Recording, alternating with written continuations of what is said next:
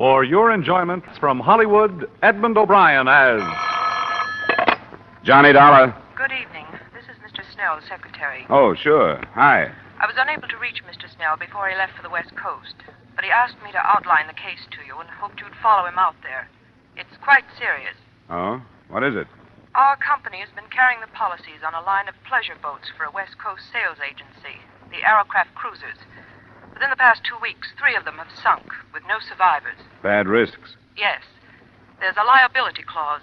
Next of kin in each case is bringing suit for nearly $1 million.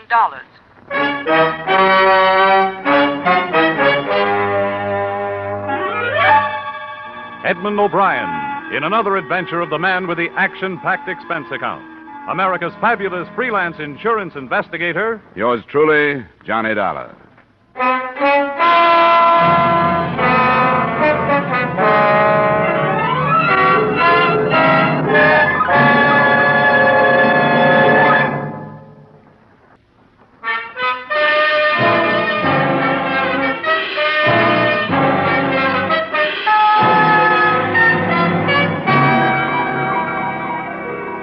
Expense account submitted by Special Investigator Johnny Dollar to Home Office, Grand East Life and Liability Insurance Company, Hartford, Connecticut. The following is an accounting of my expenditures during assignment to Millard Snell of your legal department on the investigation of the Arrowcraft matter. Expense account item 1, $275 air travel Hartford to Los Angeles and rented car travel from Los Angeles to Newport Beach and the heart of the trouble.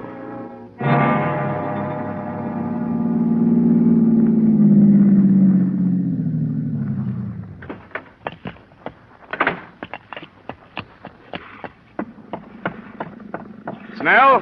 Millard Snell? Who is it? It's Dollar. Dollar? Hurry up. Get aboard.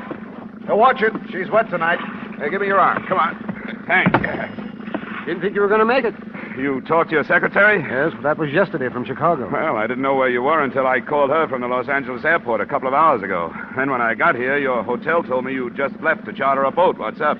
Myers, how long will it be? Robert should be here any minute, Mr. Snell. Couldn't leave without him. All right, if you can hurry him up anyway, do it. Come on in the cabin, Dollar. Out of this foul night air. This fog. I thought it was bad sometimes in Hartford. Another cruise has been reported, Dollar. An Arrowcraft? Yes. Reported by a private plane between here and Catalina Island. That's 30 miles offshore. The Coast Guard been notified? Yes, but candidly, I hope we see it before they do. Find out what we insured, if we can find it in this fog. Find it? You mean this one is still afloat? Before dark, yes, barely afloat. Robert, hurry, get aboard. Ah, there he is, the navigator we've been waiting for. I hope he's sober. Tell me, what have you learned so far? What makes them sink? I don't know. The sales agent, Fred Crocker, you'll meet him, swears by Arrowcraft. Says they're one of the best hulls afloat. Ah, but the fact remains they've been sinking. Uh-huh, and a tragic fact, too. The loss of life so far has been horrible. 3 28-foot boats, 11 fatalities. No trace of the cruisers, even. But a life ring or 2. Must have been deep water, then. What about bodies? 7 have been recovered and 4 still missing. Ah, we're getting started.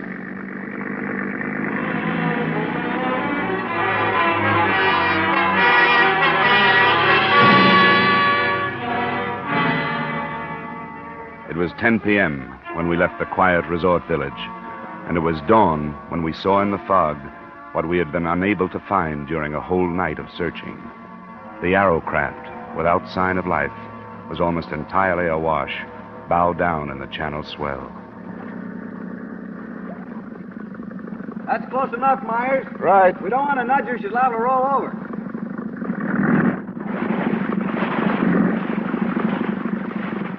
Well, here we are, but there's nothing we can do about her. How she stays up is beyond me. Any chance of towing it in? Not in that shape. Give her any weight, she'll just take more water and go down. Can you put me aboard? If you want to go, I can put you there, but I don't know what your weight is going to do. She's ready to roll. What do you think, Roberts? Oh, we'll put him over the stern. That shouldn't upset her. We'd better get some of those clothes off, Dollar, while we swing around. All right. You think it's worth it? You're going aboard? Worth it? I'm not going for a night like that without having a look at it. Gives me the creeps. The thing awash like that? Looks dead. Yeah, too dead. Why isn't there anyone aboard? Why isn't somebody hanging onto the side? Okay, Dollar, we'll move into it now. I'm ready. Now get back there on the transom. That's it. Right there. I'll swing you right into it. Right.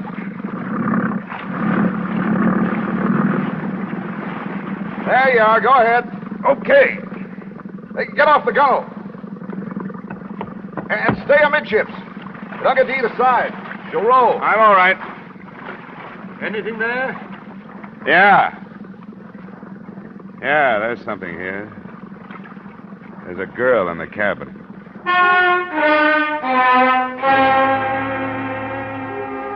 Her body floated face down in the flooded cabin, held in there by the narrowness of the passageway.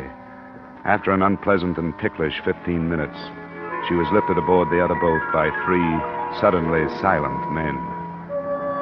There was little else I could do on the derelict but memorize the name and address on the certificate of ownership. So I left it and followed the girl. Yeah, I didn't bargain for this, Dollar. It doesn't bother me to read about 11 of them, but this girl, why, she can't be over 18. Yeah, I noticed. You know, if it was a guy, it wouldn't hit so hard.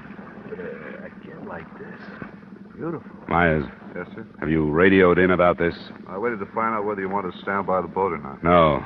We'll start right back. Get word to the police. Ask them to meet us. I think it's a case for them. The boat's registered to a Chester McNeil, Newport Beach address. McNeil, Newport Beach address. McNeil, yes, all right. You want to get us started, Roberts? Right. What'd you find, Dollar? Come here, look at this. See? Behind her ear. You see the bruise? Yeah. I noticed it when I was getting her out of the cabin. She'd been slugged? She could have been. There's long black hair. You see here? The water's ruined most of it, but there's still part of a braid. It could have been a hard blow, one that might have killed a man, but her braid might have softened it. I'm looking for an answer to why she was on that boat, alone and dead.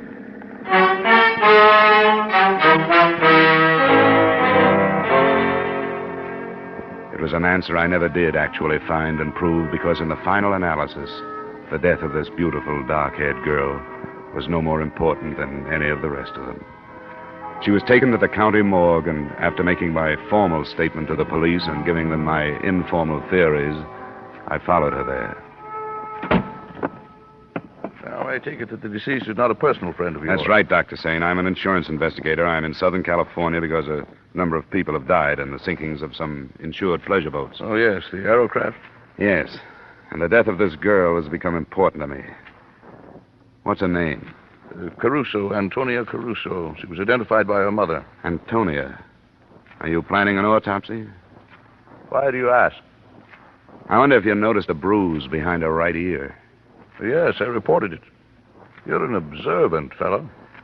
Dr. Sane, you must have examined some of the other bodies from these sinkings.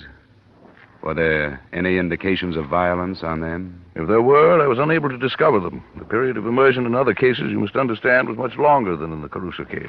Water makes it difficult. Why do you ask? On the rest of the sinkings, the boats themselves have been blamed. But after today, it seems to me there's a possibility that something else has caused them, at least this one. The contusions? Yes. There were 2 other people on that boat, the owner, Chester McNeil, and his father. But the girl's body was the only one aboard. Why? I didn't know the particulars. I think the girl wore braids, Doctor. If she did, could she have survived a blow that would have killed the 2 men? Protection? Well, location of the wound would bear you out behind the ear. Could she have been knocked unconscious, been thrown overboard, and then recovered enough to get back on? Could this have happened to the girl? Are you suggesting homicide, Mr. Dollar? I'm not sure. Then I'm not sure why perfectly good boats start sinking without survivors, either. They have to make autopsy examination to determine the degree of concussion. Well, that's why I asked. Are you going to perform one? In the state of California, Mr. Dollar, except in cases of unquestionable criminal acts, autopsy is allowed upon only permission of the next of kin. Now, this contusion, well, it could have been sustained so many ways. Yes, I know. Matter of fact, arrangements have already been made to move the body to a private establishment. Oh. Could you give me her mother's address? Why, yes, I suppose so. But I'd be doing no more than saving you a search of the phone book.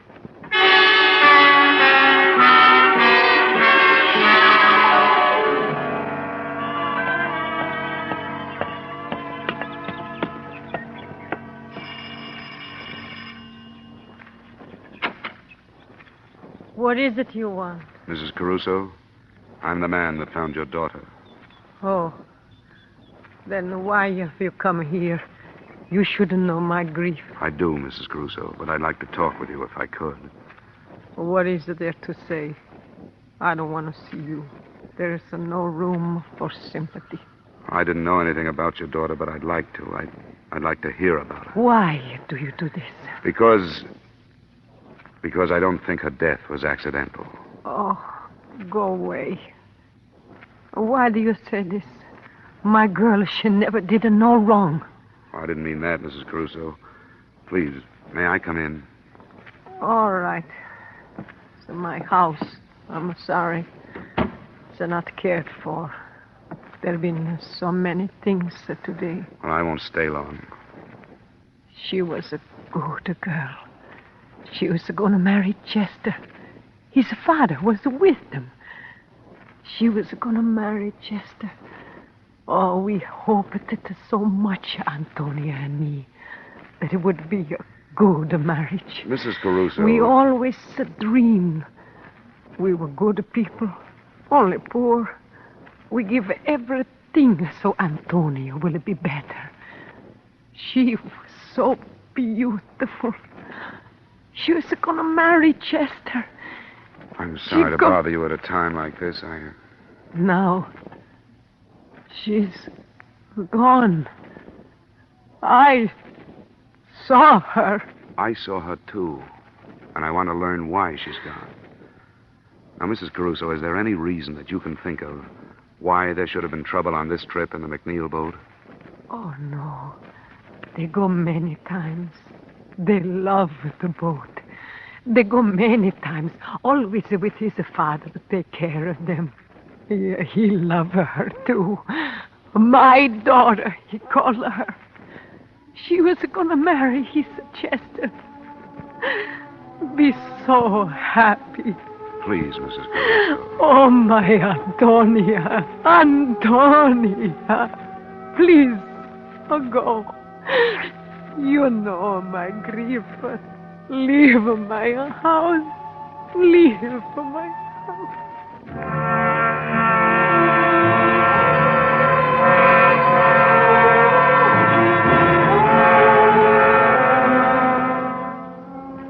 I left her house and drove back to Millard Snell's hotel. It was 7 p.m., and I hoped we could get to Crocker, the West Coast agent for Arrowcraft, before the night was out. But I found Snell white-faced when I opened the door and too anxious to show me the front page of the evening paper. I didn't know where to find you, Dollar. For what? And you haven't heard. Fred Crocker, the Arrowcraft agent. He was killed this afternoon. How? It says traffic, hit-and-run victim. But I don't believe it. Look at this. Violence in another form preceded the tragedy, the story said. Crocker's sales office was entered earlier today in a bold daylight strike. The interior was wrecked, but whether or not the entry was for purposes of theft has not been ascertained. The writer didn't make any definite statements, but reading between the lines, you knew that he was exploring the possibility that revenge was at the bottom of both the violence and the tragedy, that those who had lost family or friends in the Arrowcraft sinkings had wrecked Crocker's office and then killed him. But remembering the bruise behind the Caruso girl's ear, I didn't believe that either.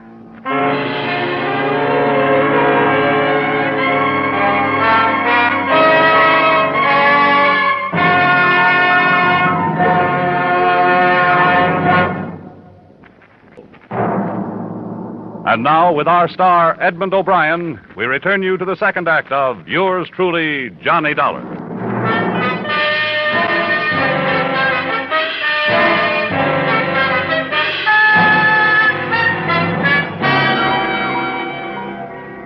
Snell and I drove out to what had been Crocker's sales office.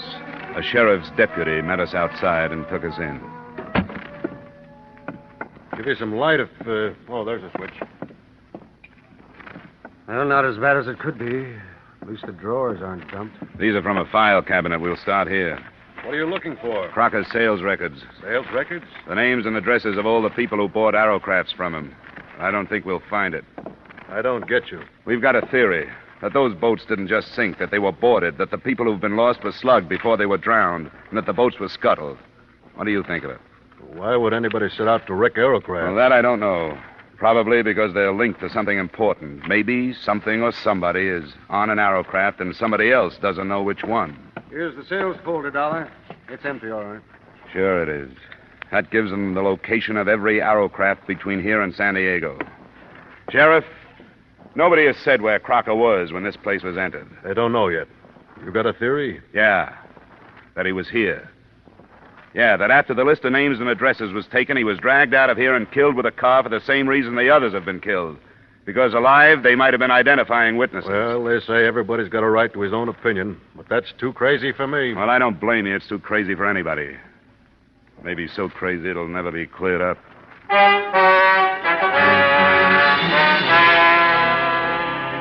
Expense account item 2, $112 cost of entertainment that same night for as many members of the press as I could get hold of.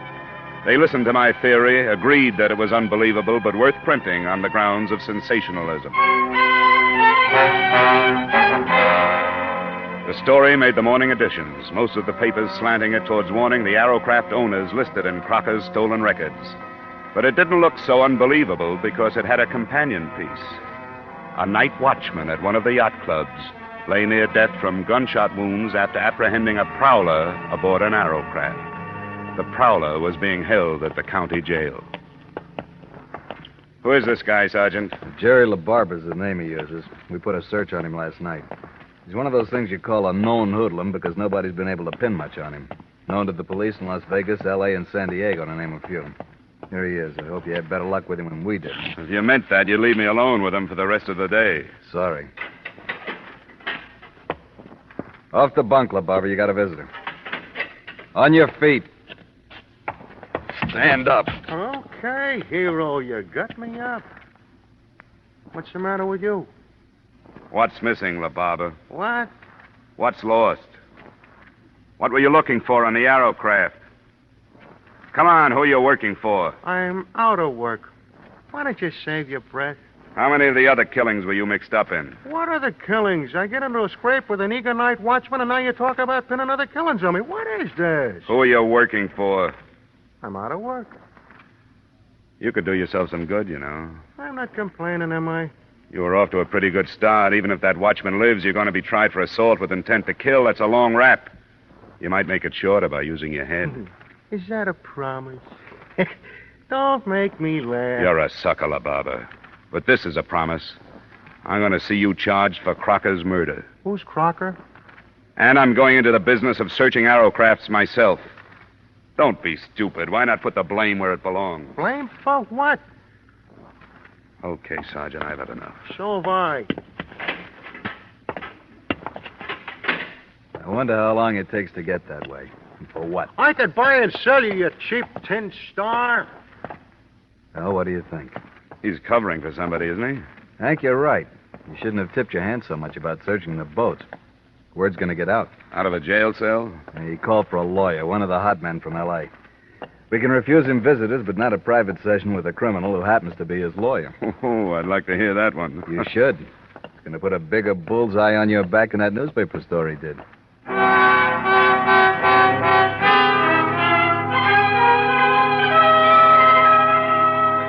There was no trouble that day, and no progress. We had time to contact 2 Arrowcraft owners that afternoon and went aboard their boats. Nothing came of it but a feeling of frustration because we didn't know what we were looking for, how large or small it was, whether to empty fire extinguishers or break and open batteries. That night the news broke that the night watchman had died of his wounds. Snell and I made an attempt at eating dinner and took a bottle of cognac to my room to see what it could do. The phone call came at 9:30. Hello? Hello? Well, this is Dollar speaking. Who's this? I'm in a phone booth, so don't bother trying to trace this call. It's about the boat trouble. All right. What about it? Not over the phone. You have to come up here. Where do I meet you? I've got to be careful. You'll know why when I talk to you. You have to come alone. What else? There's a place called Leeds Bar. It's on Long Beach Boulevard, 3 blocks up from the beach. You'll see the sign. I'll find it. You can make it in an hour. But you've got to be alone. I will be. All right. 11:15. What was that? Some girl says she wants to talk about the Arrowcrafts. Wants me to meet her in Long Beach. Don't be ridiculous. You're not going. Somebody has to do something. Nothing as foolhardy as this. You've been expecting them to make a move. Here it is. You don't for a minute think she's telling the truth. I won't find out sitting here swilling brandy with you. I wasted 10 minutes in Newport circling through alleys and side streets to shake any tail that might have been put on me. And then I headed up the Coast Highway. At exactly 10:45, I was ordering a drink in Leeds Bar. It arrived simultaneously with a metallic nudge in the ribs from a man who had taken the stool on my right. Drink it, Dollar. We've got to go. I was supposed to get a message from a girl. You've had it. Come on, drink up. All right. Now leave. I'll meet you outside the door. Do I get to talk with this girl? She's outside. Okay.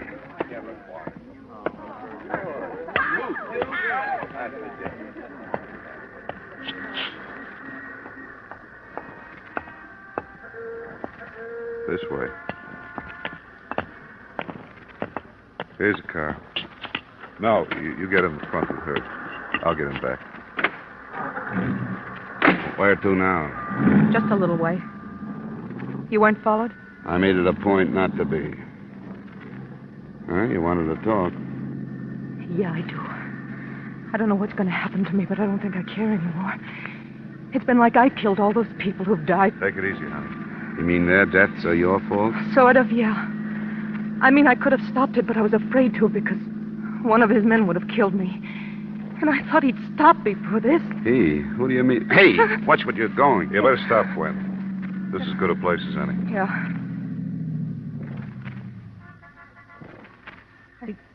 I didn't go to the police because I have a record.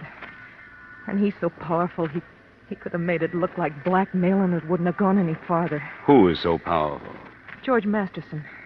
George Masterson? Who's he? He seems like a businessman. He owns a line of furniture stores.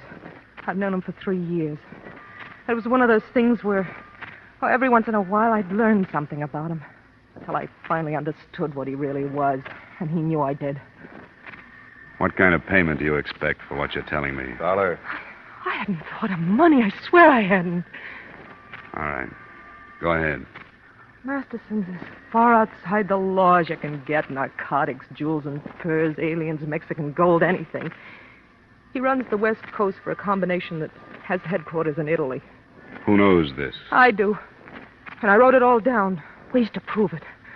Like the names he uses for all his bank accounts to evade income tax. All of it. That's what he's been looking for on those boats. Well, then he was Writing afraid... it down was the only way I could think of to protect myself. He was afraid of me. Because I knew so much about him. He was going to have me killed. We were in Mexico when I told him, Ensenada. When he didn't believe me, I showed him a copy. I told him I'd hidden the original on a boat I'd visited, and that if he killed me, I had a way of letting the police know which one. Which one is it? I was lying to him. I didn't put it on a boat. I was lying. Arrowcraft was only a name I remembered. When he asked me, I said Arrowcraft. You mean there's nothing on those boats and 16 people have died? I know. I know I was wrong. I should have. Oh, but when you're scared, you only think of yourself. Don't, Gwen, honey. You'll be all right.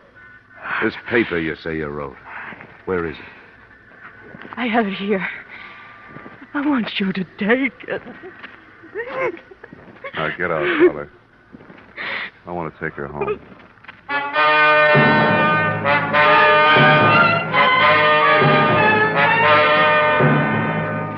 I didn't fully believe her until I had finished reading her denunciation of George Masterson after they'd left me. But by the end of it, I knew that in my hands was the hottest document in California. I knew that hundreds of rotten lives could be crumbled and millions of dollars in criminal traffic could be stopped. And it did away with the possibility of any suit against Arrowcraft or your company. But it wasn't enough. I should have gone to the authorities with it then. Instead, I took a room for the night and mailed it to the FBI in the morning. Then I went after Masterson. I found him in a plush office in one of his furniture stores. here. Just a moment, sir. You can't go in there. Miss Masterson. What's the meaning of this? You're announced before you get in here. Not this morning, Masterson. I'm sorry, sir. Get somebody to throw this man out. What's the matter with you? Who are you? Johnny Dollar, working on the Arrowcraft sinkings. Gwen Thomas. I've read her statement. I don't know what you're talking about. About 16 deaths. The FBI can have you for the rest. But I want you for those 16 deaths. Get away from me. Get away from you! Stay away from me. Get up! Listen to me.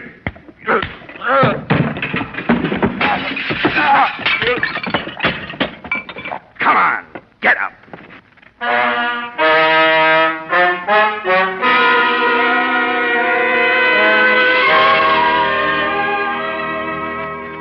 As far as I was concerned, that was it. The girl was placed under protective custody by the FBI and the district attorney, who had worked out 75 counts on Masterson's indictment before I left. It's too bad that all of the next of kin of the 16 dead can't sit in the jury box. Expense account item 3, same as item 1. Expense account total, $940.20. Yours truly, Johnny Dollar.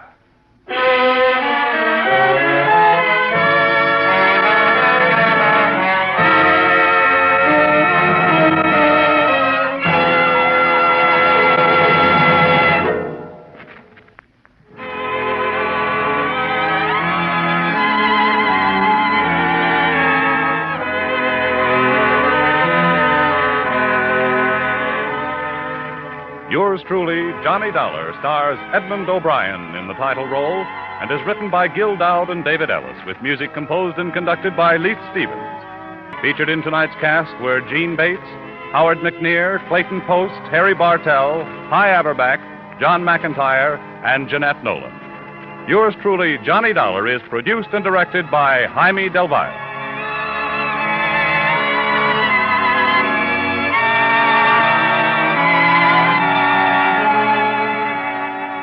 Join us next week at this same time when, from Hollywood, Edmund O'Brien returns in another adventure of... Yours truly, Johnny Dollar.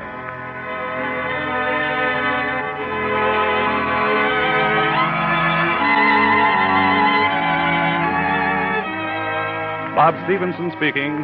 This is CBS, the Columbia Broadcasting System.